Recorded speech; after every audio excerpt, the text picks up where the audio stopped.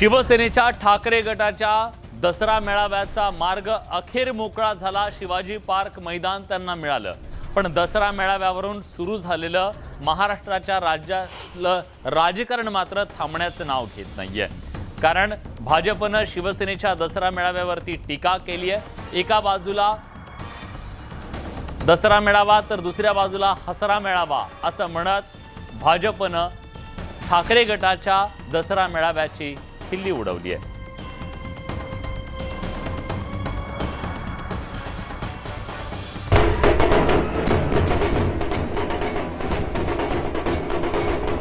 हायकोर्टानं दिलासा दिल्यानंतर शिवसेनेनं शुक्रवारी मुंबईसह राज्यात प्रचंड जल्लोष केला।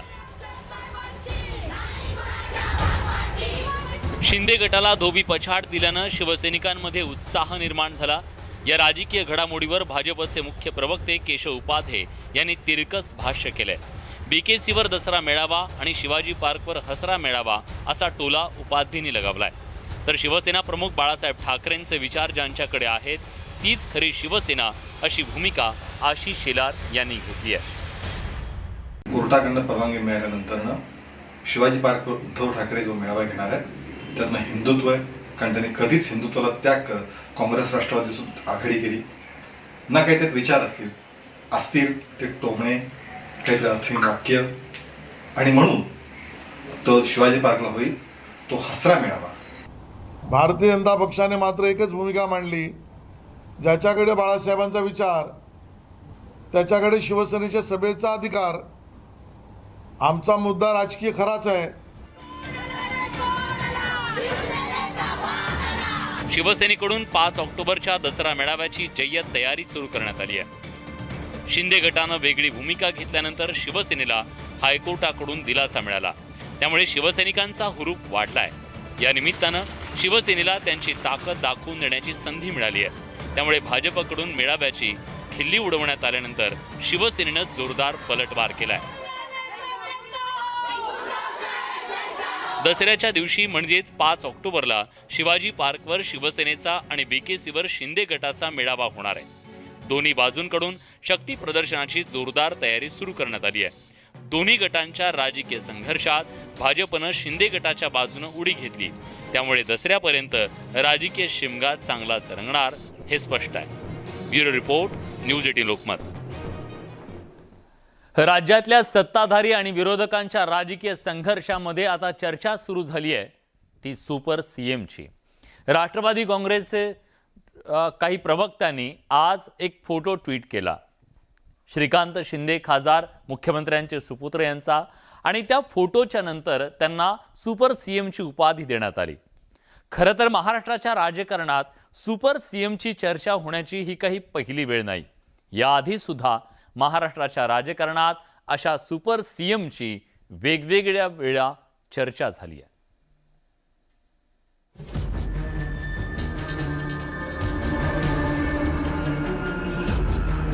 राज्याच्या राजकारणात आता सत्ताधारी आणि विरोधकांमध्ये सोशल मीडिया वॉर सुरू झाल्याचं पाहायला मिळतं। एकमेकांच्या नेत्यांचे फोटो सोशल मीडियावर शेअर करून एकमेकांवर कुरघोडी करण्याचा प्रयत्न केला जातोय। खासदार श्रीकांत शिंदे हे मुख्यमंत्र्यांच्या खुर्चीत बसलेला एक फोटो ट्विट करत राष्ट्रवादी काँग्रेसनं शिंदे सरकारवर निशाणा साधला। तसंच श्रीकांत शिंदे हे सुपर सीएम असल्याची बोचरी टीका राष्ट्रवादीनं केली। मात्र त्यावरून आता सुपर सीएमची चर्चा राजकीय वर्तुळात सुरू झाली आहे। खरं तर राज्यात सत्तांतरानंतर ही चर्चा सुरू झाली होती। त्यामागचं कारण म्हणजे शिंदे समर्थकांकडे केवळ 50 आमदारांचं संख्याबळ असताना भाजपनं एकनाथ शिंदेंना मुख्यमंत्री पदाची संधी दिली, तर मुख्यमंत्री पद भूषवलेल्या देवेंद्र फडणवीसांना उपमुख्यमंत्री पदावर समाधान मानावं लागलं। शिंदे सरकारमध्ये फडणवीस हेच सुपर सीएम असल्याची टीका विरोधकांकडून करण्यात आली होती। फडणवीस त्यांना मदत करतात, सहकार्य करतात, आणि खऱ्या अर्थाने मुख्यमंत्री पदाचं काम हे एकनाथ शिंदे हेच पाहत आहेत, आणि 16-16, 18-18 तास ते काम करतात आहे। यावरून देवेंद्र फडणवीस यांना सुपर सीएम म्हणणं चुकीचं ठरेल। पण केवळ शिंदे फडणवीस सरकारमध्ये सुपर सीएमची चर्चा रंगली असं नाहीये। महाविकास आघाडी सरकारच्या काळातही अशाच प्रकारे विरोधकांकडून टीका करण्यात आली होती. 2019च्या विधानसभा निवडणुकीनंतर राज्यात राजकीय समीकरण बदललं. शिवसेनेनं भाजपशी काडीमोड घेत महाविकास आघाडीचा राजकीय प्रयोग केला. महाविकास आघाडी सरकारमध्ये भलेही उद्धव ठाकरेंकडे मुख्यमंत्री पदाची सूत्र असली तरी उपमुख्यमंत्री अजित पवार हे सुपर सीएम असल्याची टीका भाजपकडून करण्यात आली होती. कामाचा अजित पवार यांचा झपाटा जर आपण बघितला तर त्यावरून तसा अर्थ काढला जाऊ शकतो, परंतु मुख्यमंत्र्यांच्या स्वाक्षरीशिवाय कुठलीही फाईल पुढे सरकत नाही, त्याला मंजुरी मिळत नाही, हे वास्तव आहे. त्यामुळे सुपर सीएम म्हणून अजित पवारांनी काम केलं असंही कधी म्हणता येणार नाही. राज्यातील आजवरच्या सत्ताकारणावर नजर टाकल्यास अलीकडच्या काळात युती आणि आघाडीची सत्ता असल्याचं पाहायला मिळतंय. मात्र अशा सरकारमध्ये बऱ्याचदा सुपर सीएमची चर्चा रंगल्याचं पाहायला मिळालं. आता शिंदे सरकारच्या सत्तेत इतिहासाची पुनरावृत्ती होत असल्याचं चित्र आहे. Bureau report, news 18 Lokmat. राष्ट्रवादी काँग्रेसच्या अंतर्गत मोठी धुसफूस सुरू आहे आणि एक दिवस राष्ट्रवादीतल्या या सर्व अस्वस्थतेचा राजकीय स्फोट होईल अशा प्रकारचं भाकीत भाजपचे प्रदेशाध्यक्ष चंद्रशेखर बावनकुळे यांनी वर्तवलंय. गेल्या काही दिवसापासून ही सगळी धुसफूस सुरू आहे. ही धुसफूस अजून कायम आहे. त्यामुळे एक दिवस मोठा राजकीय ब्लास्ट होणार आणि तुम्हाला तो कळेलच असा टोला बावनकुळेंनी लगावलाय. त्यामुळे आता राष्ट्रवादीतून कोण फुटणार आणि कुठला राजकीय ब्लास्ट होणार याची चर्चा राजकीय वर्तुळात रंगायला सुरुवात झाली आहे. काँग्रेसमध्ये धुसफूस नाही आहे, राष्ट्रवादीमध्ये धुसफूस होती. हे मी मागच्या पुण्याच्या प्रेसमध्ये सांगितलं होतं. आता स्वतः अजितदादांनीच म्हटलं. याचा अर्थ राष्ट्रवादीमध्ये सुद्धा धुसफूस आहे अजूनही. तेव्हाही होती, आजही आहे. आणि एक दिवस असा येणार आहे की राष्ट्रवादीची धुसफूस इतक्या मोठ्या प्रमाणे होणार आहे की तुम्हाला अजून कळेल एक राजकीय बॉम्बलाट झाल्याचं.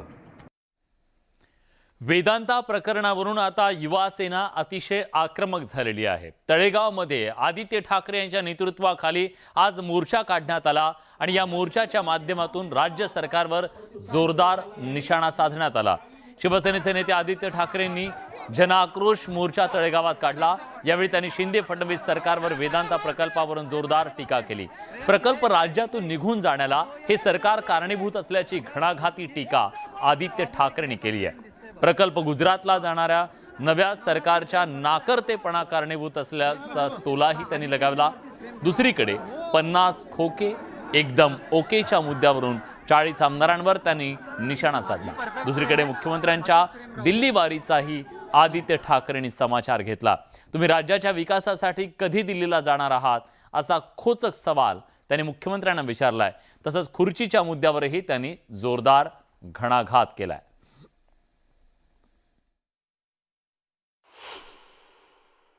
की जो प्रोजेक्ट 100% ठरलेला की हा महाराष्ट्रात येणारच, जो प्रोजेक्ट 100% ठरलेला ह्या तळेगावमध्येच येणार, जो प्रोजेक्ट 100% ठरलेला की इथून बाजूलाच येणार, मग तो प्रोजेक्ट सरकार बदलल्यानंतर बरोबर तुम्ही पळवला कसा? म्हणजे तुम्ही ज्या राज्यात आमचे 40 आमदार पळवून नेलेत ते आमदार आता गुजरातमधून गुवाहाटी, गुवाहाटीमधून सुरत, सुरतमधून नाही सुरत, गुवाहाटी, तिथून गोवा, तिथून महाराष्ट्रात आणले. तसा हा वेदांता फॉक्सकॉनचा तुम्ही प्रोजेक्ट केला आता गुजरातमधून गुवाहाटीला पाठवणार आहात का? तिथून मग गोव्यात आणणार आहात का? आणि मग परत महाराष्ट्रात आणणार आहात का? जे विरोधी पक्षात बसले होते आणि जे आमच्याच बाजूला 40 गद्दार लोक जे होते, खोके सरकार बनवायचा विचार करत होते, त्यांच्यावर जी काही दडपणं असतील ती असतील, मला माहिती नाही, कदाचित तुम्हाला माहिती असतील दडपणं काय आहेत. नाही ऐकू नाही आलं, मला नाही ऐकू नाही आलं. आता ही जी काही दडपणं तुम्ही म्हणताय कदाचित असू शकतात, पण हेच स्वतःला वाचवायला महाराष्ट्राला मागे टाकायला निघाले होते. तिकडचे जे उद्योग मंत्री आहेत त्यांनी जेव्हा बघितलं की इथे सरकार बदललं आहे, इथे घटनाबाह्य सरकार बनलेलं आहे, हे सरकार जे कोसळणार आहे, कोसळणार म्हणजे कोसळणार तुम्ही लिहून घ्या, हे खोके सरकार बनल्यानंतर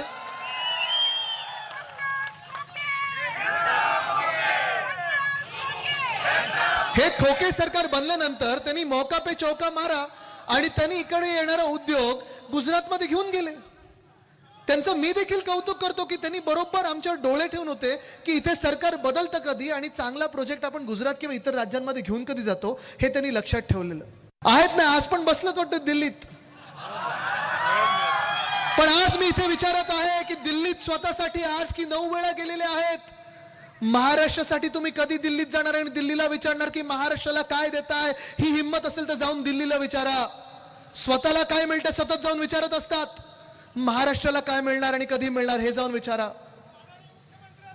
पण महत्वाची गोष्ट हीच आहे की आज मला काही ठिकाणून मी बघतोय काही की प्रेसमधून वाचत होतो की हा सवाल केला, तो सवाल केला, 5 सवाल केले, 10 सवाल केले, जागा दाखव. सरकार म्हणजे की एस्टेट एजंट नसतं. आधी दहीहंडी, त्यानंतर गणेशोत्सव आणि आता गरबा सुद्धा हायजॅक करण्यासाठी आणि त्या माध्यमातून लोकांपर्यंत पोहोचण्यासाठी भाजपनं कंबर कसली आहे. भाजपच्या माध्यमातून मुंबईमध्ये तब्बल 50 ठिकाणी गरब्यांचं आयोजन करण्यात आलेलं आहे आणि या गरब्यांच्या माध्यमातून मुंबई महानगरपालिका निवडणुकीच्या तोंडावर आता जनतेत जाण्याचा भाजपचा प्रयत्न आहे. नवरात्र सुद्धा हायजॅक करण्याचा भाजपचा प्रयत्न आहे. नवरात्रोत्सवात मुंबईत भाजपचा गरबा. भाजपकडून 50 ठिकाणी गरब्याचं आयोजन. नवरात्रीत सुद्धा भाजपचीच धूम.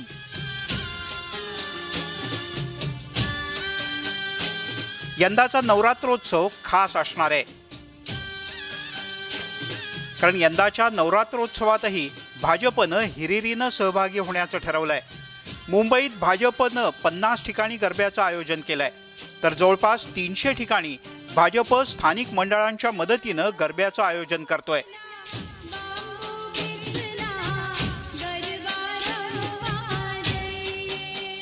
यंदा मुंबईत अवधूत गुप्ते यांचा मराठी दांडिया आकर्षणाचा केंद्रबिंदू असेल. बोरिवलीच्या पश्चिमेत प्रीती पिंकी यांचा गरबा प्रवीण दरेकर यांनी आयोजित केलाय, तर फाल्गुनी पाठक यांचा गरबा गोपाळ शेट्टी आयोजित करणार आहेत. आता भारतीय जनता पार्टी मुंबईत जोरदारपणे उदे ग अंबे उदे चा जयघोष करणार आहे. जवळजवळ 49 ठिकाणी थेट भारतीय जनता पार्टीतर्फे गरबा, दांडिया आणि बोंडला याचं आयोजन होणार आहे. भाजप नवरात्रोत्सवात मुंबईभर उदे ग आंबे उदेचा जयघोष करणार आहे. नवरात्रोत्सव मराठी आणि गुजराती भाषिकांमध्ये मोठ्या प्रमाणात साजरा केला जातो. त्यामुळे गरब्याचं आयोजन करून मतदारांच्या मनात घर करण्याचा भाजपचा प्रयत्न कितपत यशस्वी होतो हे पाहणं औत्सुक्याचं आहे. तुषार रूपनवर, न्यूज 18 लोकमत, मुंबई. यानंतर बातमी अतिशय गंभीर आहे. बातमी पुण्यातली आहे. पुण्यात PFI कडून जिल्हाधिकाऱ्यांच्या कार्यालयावरती काल आंदोलन करण्यात आलं. या आक्रमक आंदोलनाच्या वेळी देशविरोधी घोषणा दिल्या गेल्याचं समोर आलेलं आहे. यावेळी पाकिस्तान जिंदाबाद आणि नाराए तकबीर, अल्लाहू अकबर अशा घोषणा देण्यात आल्याचा व्हिडिओ मोठ्या प्रमाणात व्हायरल होतोय. या घोषणा देणाऱ्यांवर कठोरात कठोर कारवाई करण्याची मागणी भाजप आमदार नितेश राणेंनी केली आहे. तर महाराष्ट्रात अशा घोषणा देण्यात आल्या असतील तर त्या घोषणा देणाऱ्यांना सोडणार नाही असा सज्जड इशारा उपमुख्यमंत्री देवेंद्र फडणवीस यांनी दिला आहे.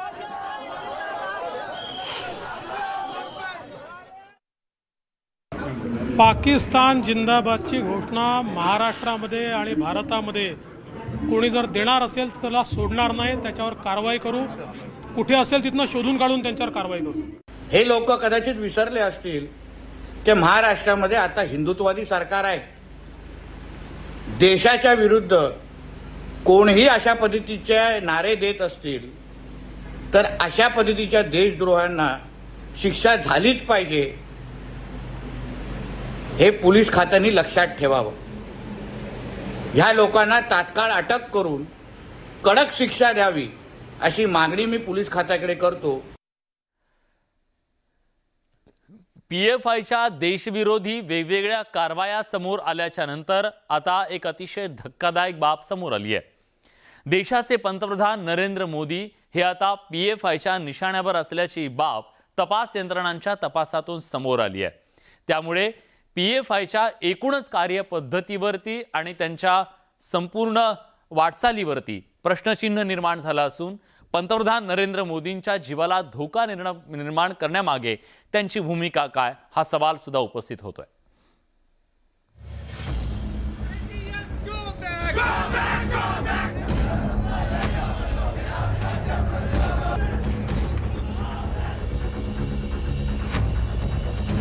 PFIवर NIA कडून देशभरात एकाच वेळेला कारवाई सुरू करण्यात आली। त्यातच PFIच्या सदस्यांना अटकही झाली। भारताला इस्लामिक राष्ट्र करण्याचा प्लॅन PFIनं आखल्याचं त्यांच्या काही कार्यकर्त्यांच्या चौकशीत उघड झालंय। तसंच पंतप्रधान नरेंद्र मोदींसह भाजपचे नेते PFIच्या निशाण्यावर होते। PFI कडून पंतप्रधान नरेंद्र मोदी यांच्या पाटणा इथल्या एका रॅलीला लक्ष्य करण्याची योजना आखण्यात आली होती, असा दावा ईडीनं केलाय।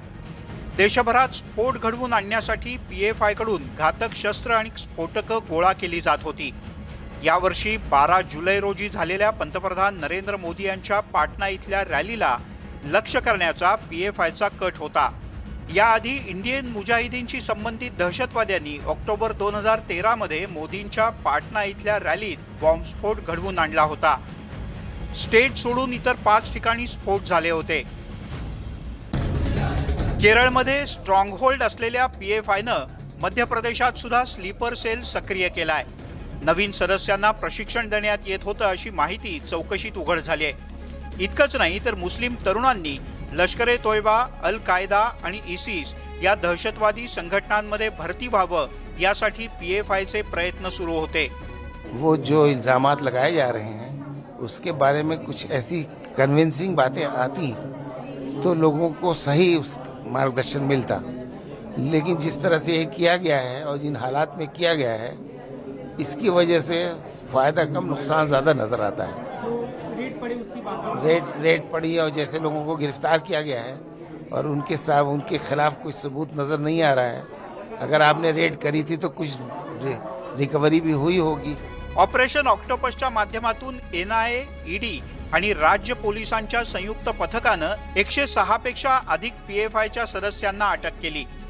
तर दुसरीकडे चेन्नई जवळच्या तांबरमध्ये राष्ट्रीय स्वयंसेवक संघाचे पदाधिकारी सीतारामन यांच्या निवासस्थानावर पेट्रोल बॉम्ब फेकण्यात आला। घरावर पेट्रोल बॉम्ब फेकणारे CCTVत स्पष्ट दिसतात।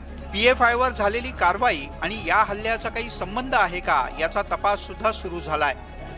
देशभरात धोकादायक असणाऱ्या PFIवर लवकरच बंदी घातली जाण्याची शक्यता निर्माण झाली आहे। Bureau report, news 18 Lokmat.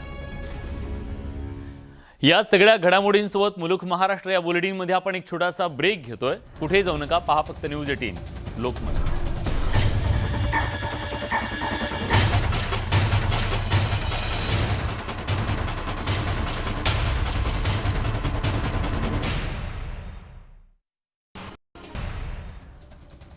Foxconn Vedanta प्रकल्प महाराष्ट्राच्या बाहेर गेल्याच्या नंतर आक्रमक झालेल्या आदित्य ठाकरेंनी मुख्यमंत्र्यांवर हल्ला चढवल्यानंतर आता मुख्यमंत्र्यांनी सुद्धा आदित्य ठाकरेंच्या जनआक्रोश आंदोलनाचा समाचार घेतलेला आहे, त्यांच्या वक्तव्याचा समाचार घेतलाय। आदित्य ठाकरेंनी मुख्यमंत्र्यांवर दिल्ली दौऱ्याच्या मुद्द्यावरून टीका केलेली होती। तुम्ही राज्याच्या विकासासाठी कधी दिल्लीला जाणार आहात असा खोचक सवाल विचारला होता, त्याचा मुख्यमंत्र्यांनी आता समाचार घेतलेला आहे।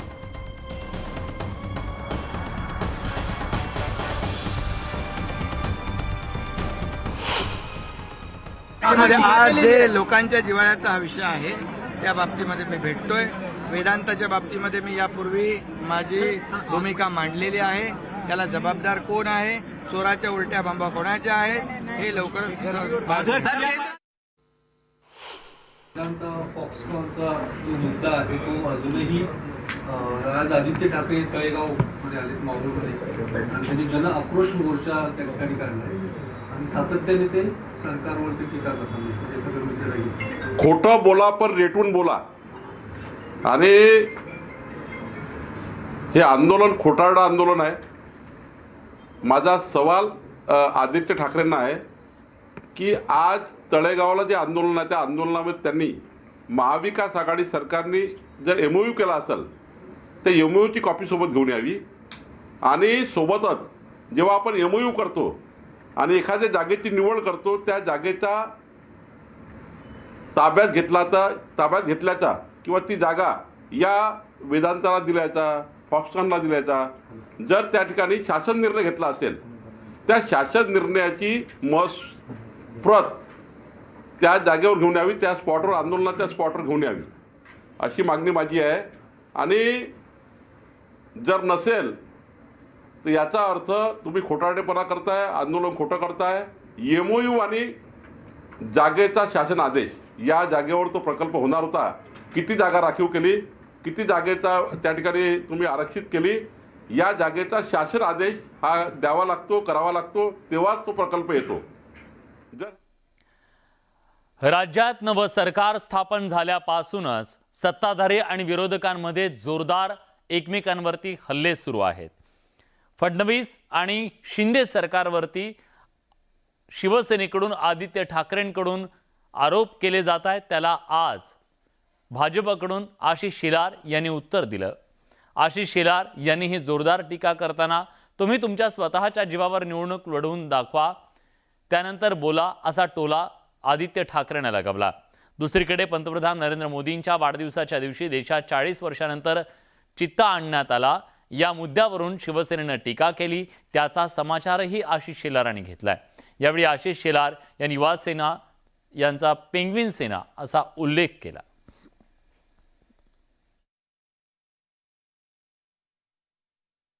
पहिले तुमच्या स्वतःच्या निवडणुकीची लढाई तर जिंका. तुम्ही स्वतः आमदार आमच्या जीवावर झालात. तुम्ही भाजप सेनेचे आमदार आहात. मी सुद्धा भाजप सेनेचा आमदार आहे. माझ्याबरोबर बाळासाहेबांची शिवसेना आजही आहे. माझी भूमिका मोरली करेक्ट आहे. आदित्य ठाकरेजींचे हात काँग्रेसच्या हातात मिळालेले आहेत आणि राष्ट्रवादीच्या घड्याळावर मिळालेले आहेत. तर त्यांची मतं घेऊन निवडणुकीला उभे तर राहा. आणि त्यामुळे कुठलीही लढाई जिंकण्याआधी आदित्य ठाकरे पहिला राजीनामा द्या, निवडणुकीला समोर या आणि मग पुढच्या लढाईचं बोला. आदित्य ठाकरे यांच्या पेंग्विन सेनेची भूमिका म्हणजे मराठी आणि महाराष्ट्रातल्या मुलांना धादांत फसवणे आणि अमराठी आणि गुजराती माणसाबद्दल द्वेष निर्माण करण्याची आहे. जनतेच्या मनात याबद्दल आक्रोश आहे. राज्याचे आरोग्यमंत्री तानाजी सावंत यांनी राज्याचे माजी मुख्यमंत्री शिवसेनेचे पक्षप्रमुख उद्धव ठाकरे यांच्यावर जोरदार टीका केली आहे. उद्धव ठाकरे यांनी मुख्यमंत्री पदासाठी विकास, हिंदुत्व, शिवसेना आणि शिवसैनिकांना वाऱ्यावर सोडल्याची टीका तानाजी सावंत यांनी केली आहे. बाळासाहेबांची विचारधारा सोडून दिली याची लाज वाटली पाहिजे असा हल्लाबोल तानाजी सावंत यांनी केलाय.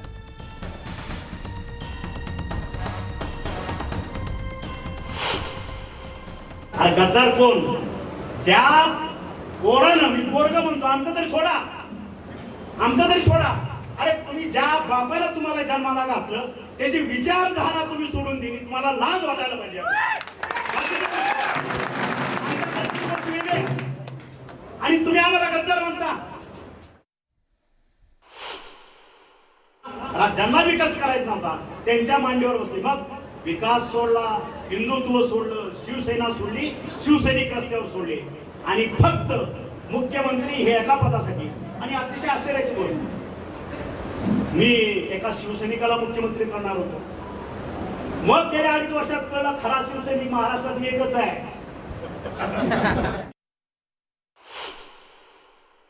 तुम्ही म्हणता माझ्या बापाचे फोटो लावायचे नाही आणि मी म्हणतो मग माझ्या शिवाचा फोटो लावायचा तुम्हाला काय अधिकार आहे?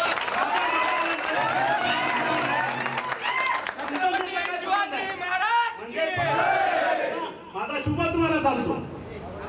अरे महात्मा गांधी असतील, बाळासाहेब असतील, आनंद दिघे असतील, शिवाजी महाराज असतील, माझी अंबाबाई असेल, त्याचे फोटो लावायला लावू नका म्हणायचं तुम्हाला काय अधिकार? आपण काय बोलतो? भाजपमधून राष्ट्रवादी काँग्रेसमध्ये गेलेले ज्येष्ठ नेते एकनाथ खडसे पुन्हा भाजपच्या वाटेवर आहेत का? पुन्हा त्यांच्या घरवापसीच्या संदर्भातल्या चर्चा का सुरू झाल्यात? तर त्याच्या मागचं कारण म्हणजे एक राजकीय चर्चा जी दिल्लीमध्ये अमित शहा यांच्या भेटीच्या नंतर सुरू झाली आहे. खडसेंनी दिल्लीमध्ये अमित शहा यांची भेट घेतल्याची राजकीय वर्तुळात चर्चा सुरू झाली आणि त्यातून खडसेंच्या घरवापसीचीही. एकनाथ खडसेंची घरवापसी, भाजपच्या वाटेवर एकनाथ खडसे, दिल्लीत खडसेंनी घेतली शहांची भेट, संभाव्य भेटीवरून रंगलं राजकारण.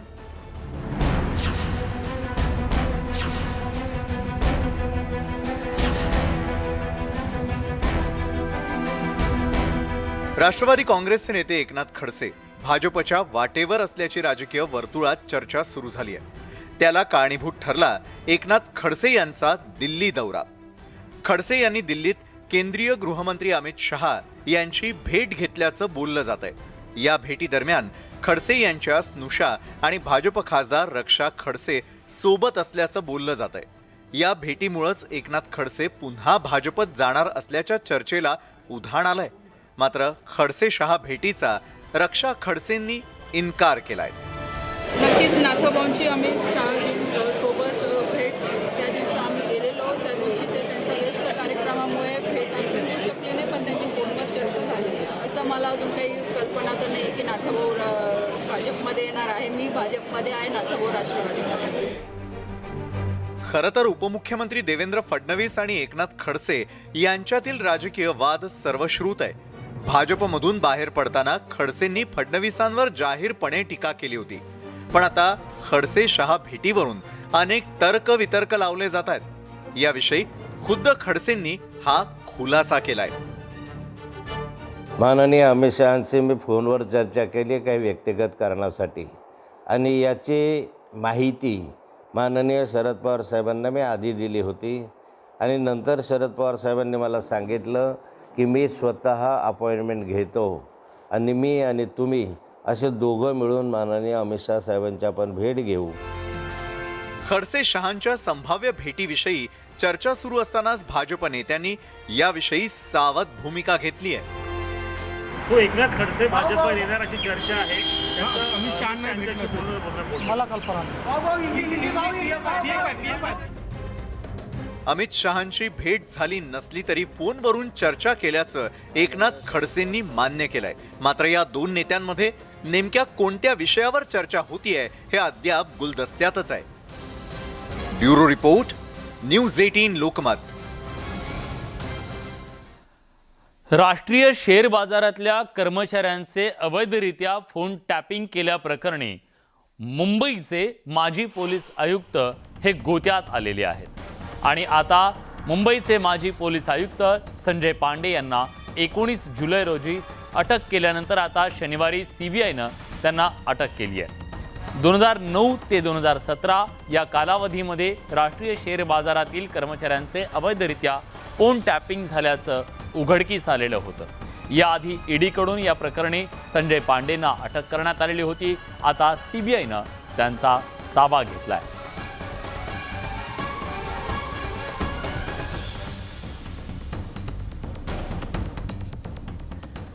राष्ट्रीय स्वयंसेवक संघ हा मुस्लिम विरोधी नाही अशा प्रकारचं वक्तव्य राज्याच्या कृषी मंत्र्यांनी केले.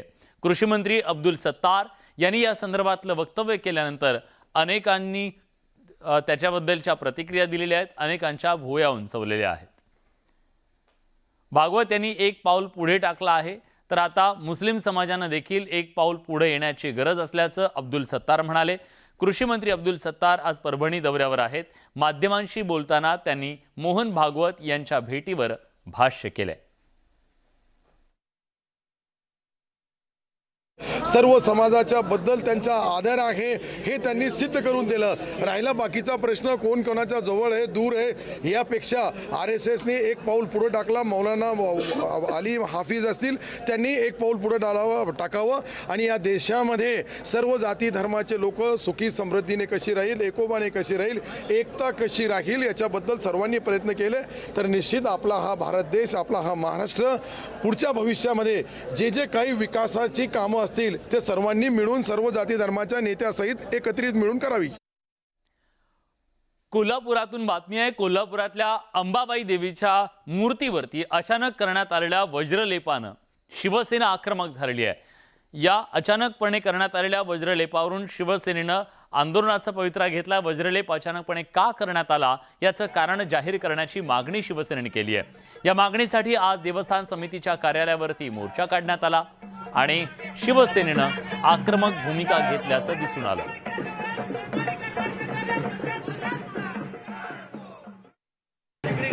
ही पहिली मूर्ती होती आणि ही सद्य परिस्थितीची मूर्ती आहे। या दोन्ही मूर्तीमध्ये आपणास फरक लगेच आढळून येईल। आणि ह्या मूर्तीच्या वर एक शिवलिंग होतं आणि एक 3 पन्ने नाग होता आणि त्यामुळे या देवीला देखील नारायणी म्हणून संबोधलं जायचं, नारायणी म्हणून। आणि हा गलतान कारभार देवस्थानचा उघडकीस आलेला आहे आणि देवस्थानचे जे आता सचिव आहेत नायकवडे, तर नायकवडेंचा गलतान कारभार आम्ही उघडकीस आणलेला आहे। त्यांची नैतिक जबाबदारी आहे, त्यांनी स्वतःहून राजीनामा द्यावा। एका मुलीचा संशयास्पद मृत्यू झाला। त्या मृत्यूच्या नंतर तिचं पुन्हा शवविच्छेदन करण्यात आलं आणि त्यानंतर आता एका अधिकाऱ्यावर सुद्धा या संदर्भातली कारवाई करण्यात आली। हे सगळं प्रकरण नंदुरबार जिल्ह्यातलं आहे। धडगाव तालुक्यातल्या खडक्या इथल्या महिलेचा संशयास्पदरित्या मृत्यू झाला। या प्रकरणात पोलीस महानिरीक्षक डॉक्टर बीजी शेखर यांच्यावरती निलंबनाची कारवाई करण्यात आली आहे। पीडित मुलीच्या बापानं तिच्यावर बलात्कार होऊन तिची हत्या केल्याचा आरोप केला होता। या प्रकरणी जेजे रुग्णालयात पीडितेच्या कुटुंबियांच्या मागणीनुसार शवविच्छेदन सुद्धा झालेलं असून या प्रकरणात न्याय वैद्यकीय अहवालाची सध्या प्रतीक्षा आहे।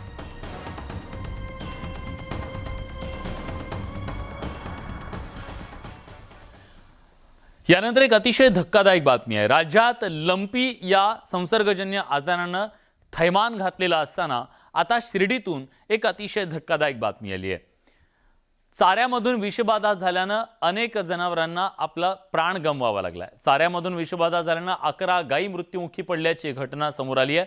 अहमदनगरच्या नेवासा तालुक्यातल्या लोहगाव इथल्या शेतकरी रोहिदास ढेरेंच्या गोठ्यात ही दुर्घटना घडली आहे। तर चाऱ्यामुळे गोठ्यातल्या इतर जनावरं सुद्धा अत्यवस्थ आहेत, त्यामुळे शेतकऱ्यांमध्ये चिंतेचं वातावरण आहे। 11 गायी दगावल्यानं शेतकऱ्याचं लाखो रुपयांचं नुकसान झालंय। काल 6 वाजल्यापासून काल गोठ्यामध्ये विषबाधेचा प्रकार चालू झाला। त्याच्यात माझ्या गाई 5 गेल्या काल आणि त्याच्यानंतर 2 परत दगावल्या आणि 8 गायींना विषबाधेचा ट्रीटमेंट चालू आहे। ते पण म्हणजे याच्यात सिरियस जास्त। त्याचा आत्ताच लॅबोरेटरीचा रिपोर्ट हाती आलेला आहे। त्यानुसार या जनावरांना ऑक्झलेट या विषद्रव्याची विषबाधा झालेली आहे।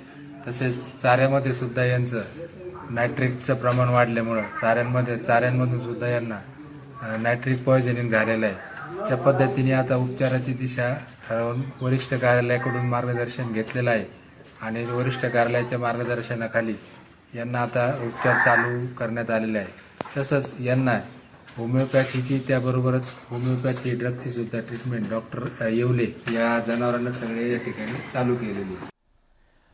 मुंबईतल्या रस्त्यांवरील खड्ड्यांच्या विरोधात आम आदमी पक्षानं आता जोरदार आंदोलन सुरू केलेलं आहे। मुंबईमध्ये या पावसाळ्यामध्ये मोठ्या प्रमाणात खड्डे पडलेले आहेत आणि या खड्डेमय रस्त्यातून मुंबईकरांची सुटका व्हावी यासाठी आम आदमी पार्टीच्या वतीनं वांद्रे पूर्व भागात खड्ड्यात श्राद्ध घालून आंदोलन करण्यात आलं। आपच्या युवा आघाडीतर्फे हे आंदोलन करण्यात आलं।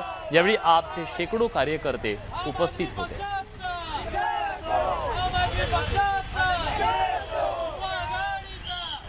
आम्ही आज एक वेगळ्या पद्धतीने मुंबईच्या खड्ड्यांचा तरी श्राद्ध घातलेला आहे, कारण वर्षाचे 365 दिवस आपल्याला खड्डे ठिकठिकाणी वेगवेगळ्या मोठमोठे खड्डे बघायला भेटतात। यांना कुठेतरी मुक्ती मिळत नाही आहे। त्यामुळे PMCमध्ये अधिकार रूपी जे डोम कावळे अधिकारी बसलेले आहेत, कमीत कमी हे श्राद्ध घातल्यानंतर ते येऊन इकडे कुठेतरी या खड्ड्यांना शिवतील आणि सर्व लोकांसाठी चांगल्या पद्धतीचे आणि स्वच्छ रस्ते मिळतील ही आम्ही अपेक्षा करतो। सोलापूर जिल्ह्यातल्या बार्शीमध्ये एका महाविद्यालयाच्या प्रांगणात विद्यार्थ्यांमध्ये तुफान फ्री स्टाईल हाणामारी झाली आणि त्यामुळे एकच खळबळ उडाली। गेल्या काही दिवसांमध्ये सातत्याने आपण बघतोय की कॉलेजच्या आवारामध्ये विद्यार्थ्यांच्या अशा हाणामारीच्या घटना सातत्याने समोर येत आहेत। या हाणामारीचा व्हिडिओ सोशल मीडियावरती प्रचंड व्हायरल होतोय। हे विद्यार्थी नेमके कोणत्या कारणासाठी एकमेकांमध्ये भिडले हे स्पष्ट झालेलं नाहीये। पोलिसांकडे याबद्दल अद्याप कुठली तक्रार आली नाही, त्यामुळे पोलिसांनी कुठली भूमिकाही घेतली नाहीये।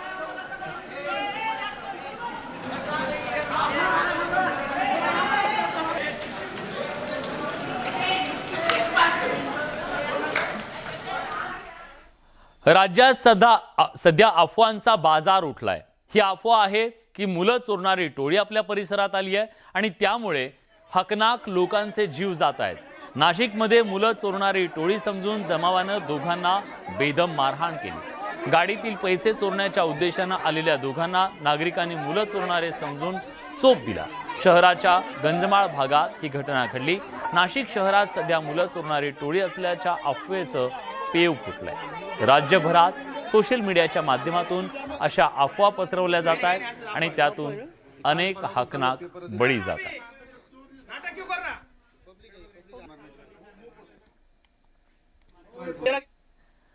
सैराट सिनेमा मधला प्रिन्स अखेर पोलिसांच्या समोर हजर झालेला आहे। त्याला पोलिसांनी ताब्यात घेतलेला आहे। जिल्ह्यातल्या नगर जिल्ह्यातल्या राहुरीमध्ये तो हजर झाला। आर्थिक फसवणूक प्रकरणामध्ये सूरज पवारची चौकशी करण्यात येते। मंत्रालयात नोकरी लावून देण्याचं आमिष दाखवून फसवणूक केल्याप्रकरणी सूरजवर राहुरी पोलीस ठाण्यात गुन्हा दाखल करण्यात आलाय। या गुन्ह्यात सूरज पवारचा सहभाग असल्याचा पोलिसांना संशय आहे।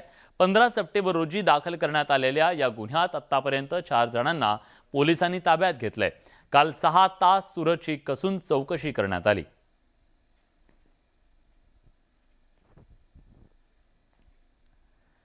यानंतर एक अतिशय धक्कादायक बातमी आहे, गंभीर बातमी आहे। उस्मानाबाद जिल्ह्यातल्या तुळजापूरच्या मंदिराच्या बाहेर मोठ्या प्रमाणात भिक्षेकरी आहे आणि मंदिर परिसरामध्ये शहरात भीक मागणाऱ्या 18 मुलांना रेस्क्यू करण्यात आलं। यात 15 मुलं आणि 3 मुलींचा समावेश आहे। या सर्व मुलांना बालसुधारगृहात ठेवण्यात आले। तुळजाभवानी मंदिर परिसरामध्ये बाल संरक्षण समितीनं धडक कारवाई केली। न्यायालयाच्या आदेशानंतर मुलांना बालसुधारगृहात पाठवण्यात आले। आई वडिलांची ओळख पटेपर्यंत मुलांना बालसुधारगृहात ठेवण्याचे आदेश न्यायालयानं दिलेले आहेत। सातत्यानं मंदिर परिसरामध्ये या मुलांच्या संदर्भातला प्रश्न उपस्थित केला जातोय।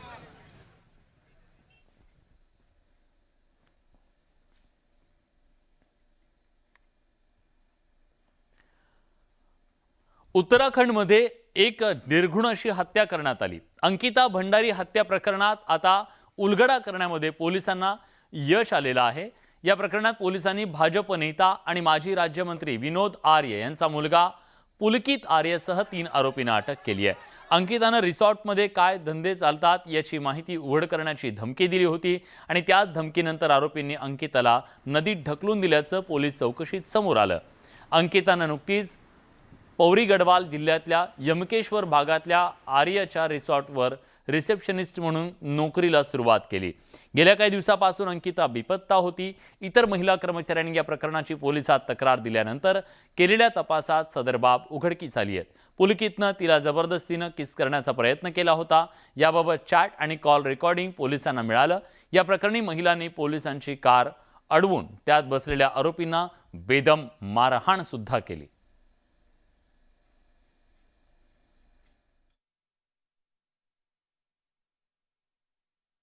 देखिए, उनके फादर और उनके भाई मेरे साथ हैं अंकिता के। मैं उनको अपने साथ लेके आया हूँ। उन्होंने बॉडी को देखा। अभी कपड़ों के हिसाब से वो मान रहे हैं कि बॉडी अंकिता की है। बाकी होटल कर्मियों को भी बुला करके एक बार फुल प्रूफ हम आगे एएमसी में करेंगे और अभी फिलहाल बॉडी अंकिता की है। युक्रेन आणि रशिया या 2 देशांमध्ये सुरू असलेलं युद्ध आपल्या मुळावर उठलंय। आपला प्रवास महाग करतायत, कारण आता पुन्हा एकदा सीएनजीचे दर वाढणार आहेत। रशिया युक्रेन युद्धाचा हा परिणाम आपल्या सगळ्यांना भोगावा लागणार आहे। ऑक्टोबर 2022 ते मार्च 2023 दरम्यान दर 128% वाढण्याची शक्यता आहे। या दरवाढीचा मुंबईत मोठ्या प्रमाणात वापरत येणाऱ्या सीएनजी आणि स्वयंपाकासाठीच्या सीएनजीवर देखील परिणाम होण्याची शक्यता आहे।